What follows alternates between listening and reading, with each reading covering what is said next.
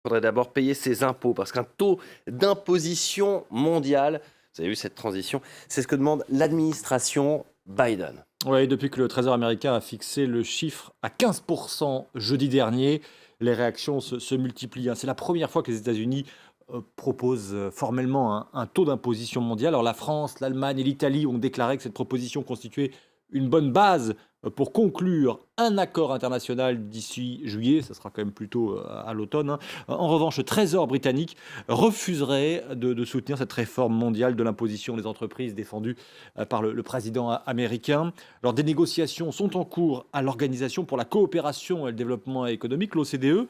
Travaille, hein, figurez-vous, sur ce dossier depuis 4 ans. Et selon le FT, le Financial Times, les pays du G7, hein, donc les pays les plus riches, seraient sur le point de parvenir à cet accord sur la fiscalité des grandes entreprises internationales. Mais vous allez me demander pourquoi une telle imposition? Pourquoi Eh une telle bien, imposition pour lutter, contre les paradis fiscaux. Si vous mettez un impôt pour tout le mondial, monde? forcément, il n'y a plus d'intérêt d'aller dans les paradis fiscaux. Et puis deux, pour financer les plans de relance, notamment le plan de relance américain qui est très, très important.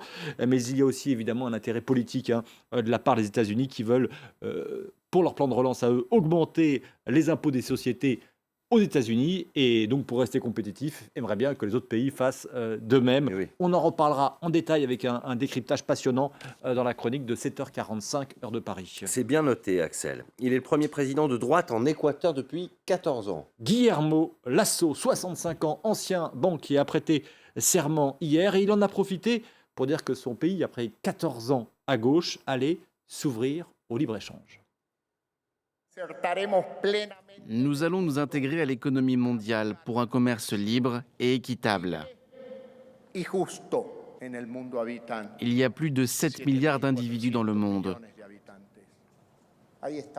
C'est une grande opportunité pour l'Équateur, pour vendre nos talents équatoriens. Et le monde doit savoir que nous sommes engagés dans un consensus international pour un développement durable.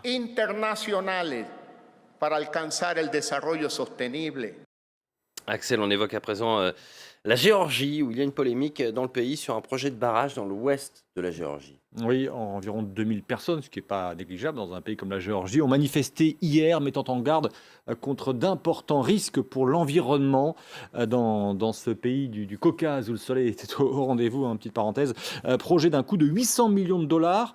Une société turque doit construire en fait 2 barrages dans l'ouest du pays, dans la vallée de Rioni. Je vous propose d'écouter l'un des leaders de l'opposition à ces barrages. Nous battons depuis 210 jours maintenant et nous nous battrons jusqu'à ce que nos demandes soient satisfaites. Nous devons être ensemble pour obtenir la vraie liberté. C'est un combat vital. C'est très important. Rejoignez-nous. Voilà pour la Géorgie. On va revenir à Paris, Axel, avec une exposition qui vient de rouvrir ses portes après 6 mois de confinement. L'exposition Jean. Oui, oui, alors ça peut paraître bizarre d'en parler dans Dans le journal de de l'Écho. l'Écho, mais figurez-vous que c'est le vêtement le plus porté au monde et que c'est aussi le jean l'un des pires pollueurs de la planète. La Cité des Sciences révèle l'envers de cet objet culte dans une exposition qui invite donc à prendre conscience de ce que ça représente, un jean qui pollue. C'est bref, le jean, le chemin du jean propre en quelque sorte, un sujet de Cécile Kindria.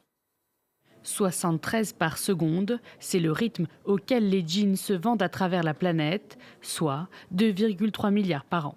Cela en fait le vêtement le plus porté au monde, mais aussi le plus polluant. À Paris, l'exposition Jean dévoile l'histoire de cet objet culte et fait entrer les visiteurs dans les coulisses de sa fabrication, dont beaucoup d'étapes se révèlent nuisibles. Concrètement, le jean, qu'est-ce que c'est le jean? Tout d'abord, c'est du coton.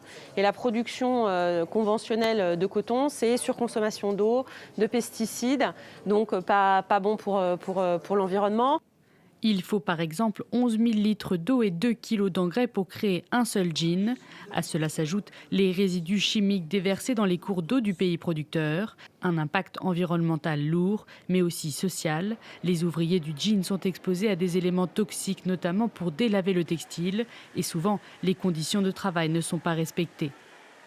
Mais pour les organisateurs de l'exposition, un jean dit propre peut trouver sa place, par exemple en ayant recours à des textiles moins polluants. Alors, il y a différents éléments sur lesquels on peut intervenir pour avoir un jean durable. On peut changer la matière, donc avoir du coton biologique, mais avoir un autre type de matière. On peut avoir du lin, on peut avoir du chanvre, on peut utiliser de la laine. Les consommateurs sont aussi appelés à faire leur part, en réduisant notamment le nombre de jeans dans leur penderie ou en recyclant correctement ceux usagés. Merci beaucoup Axel May, merci à